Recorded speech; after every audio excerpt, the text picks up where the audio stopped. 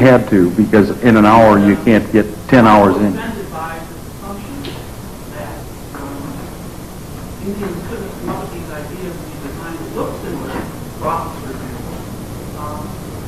That would be independent invention. I should have explained that there's two concepts, two philosophies in archaeology and anthropology. One is independent invention, which they say everything was. The other is diffusion.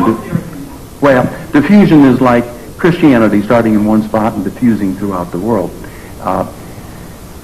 The Great Pyramids on two continents. If you leave people alone, they say, well, eventually they'll develop pyramids. The question that we raise is, would they develop a Celtic cross with chevrons of the Glamorgan kings with an alphabet which didn't originate over here? A little hard to put together. You're interpreting it as self-destruct. Sure. That's your interpretation. That's and there are many of them found in. You bet. You bet. We're finding things that the archaeologists threw out. I'm also go ahead. saying that archaeologists are Well, that's over the top. We're talking 1886. They didn't carry the bones home with them. So even in 1886, they were Yeah. Yeah. Look, I'm sorry. go ahead. Please do. Hopo mounds are not Welsh. Well, I don't care. Yeah, I don't mind. Yeah, I have a real problem with those. Is that your attitudes are extremely ethnocentric and verging on racism. Wait a minute. Hold it. Look, I'm a Brit, right? I find no difficulty at all in finding that our ancestors brought technology from Syria or brought it from Asia Minor. That doesn't bother me in the slightest. So transference of technology, of civilized techniques of language, is not a problem for me. And I see what you call by archaeological evidence. I'm not an archaeologist. Wait a minute. Well, I'm not an archaeologist. I'm not into archaeology. I'm into history. If you got this group of people, you brought 700 Go ahead. ships. That's what it says. People. That's what it says. Where did the evidence of these go? What did they What? eat? If they brought animals with them, where are the animals at? Fine. What do the Indians eat? Yeah. What does anybody eat? What do the Indians eat? What does anybody do? I mean, if there's a migration, people plant crops, or they slaughter what animals they can catch in the woods and forests. They catch fish in the streams. They do what they always do. That's what happened when, in modern times, there was a Welsh migration to Patagonia, and they were landed on an inhospitable seashore without provisions, no provisions at all. And instead of going to a fertile land, they found themselves in a desert. But they survived. They survived, and they lived off the land, and they scratched up worms, but they lived. And that's what people do when they migrate anywhere. The story of Europe is one of vast migrations. And that's what people do. They migrate from one place to the other, and they survive. What happened to all the Indians that they would have run into in the 6th century when they got there? Well, if you read the Wallamolam, you'll see how the Indians are saying a great race of white people came here, and they were too powerful for us to deal with. Now, are the Indians also telling lies? Because I don't think so. Because they describe these white men in some detail. They even say where they were. But you give your evidence based on books and poems. No, just a minute. When you read the evidence in the Welsh records, it says Owen Vindee is buried at Llanhilleth. You go to Llanhilleth, and always churches and mounds are in a relationship of the church, and the mound is at the southwest corner, right? Always. You find a gigantic tomb mound.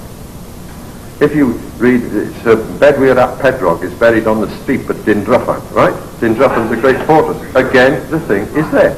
And every time they dig up, Bentley guard. The village tradition was King Bentley's in the mound. Fine. And he's wearing a golden shirt. Well, you go to the British Museum, you'll see a golden shirt. They'll cover you from shoulders to waist, as they said. And every time these things are checked out, they turn out to be truthful and accurate. I don't find a problem with this. I don't take a polarized stance. When the idea of Arthur coming to America first dawned on us, we said, well, we better not tell anybody, we'll offend them. And they all think we're stark raving mad. We've got enough trouble proving Arthur existed. You know, that's the first problem. What are the implications of these people being here for the time period? What do you think the implications of that philosophically, historically, and so forth? Well, They were Gnostic Christians. Britain was Christianized in 36, first country to be Christianized, a little different than the Orthodox Christians. They had a Celtic cross, which nobody else had.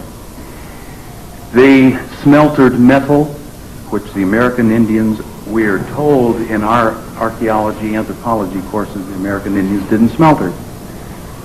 A little hard to defend 29% zinc, 3% lead, and the rest copper on those bracelets that are tagged with matic stone.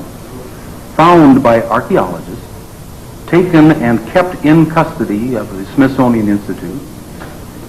Doesn't appear in fantastic archaeology book. They can't touch it very well.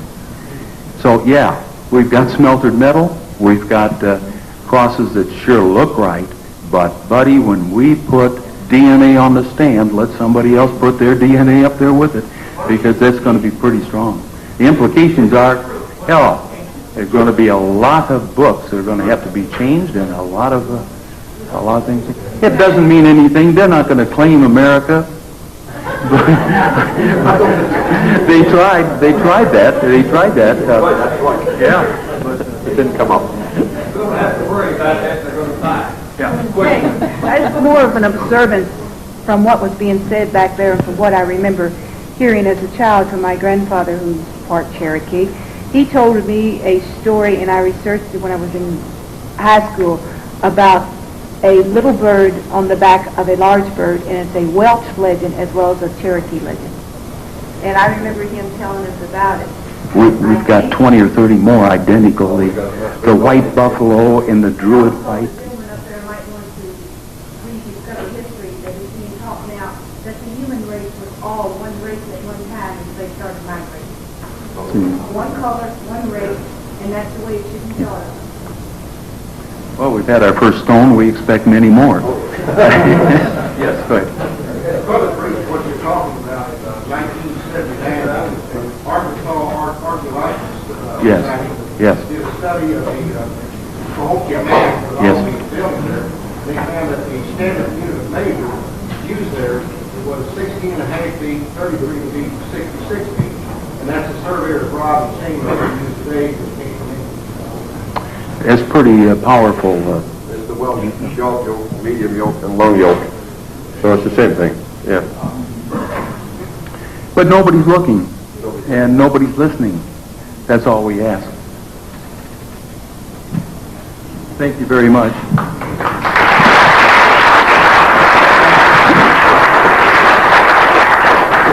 Thank you very much. I would like to say that Alan Wilson has some of his research books here, if any of you are interested in purchasing tonight. In addition to that, I'm sure that both gentlemen would be happy to talk with you down front. We thank you very much for coming this evening.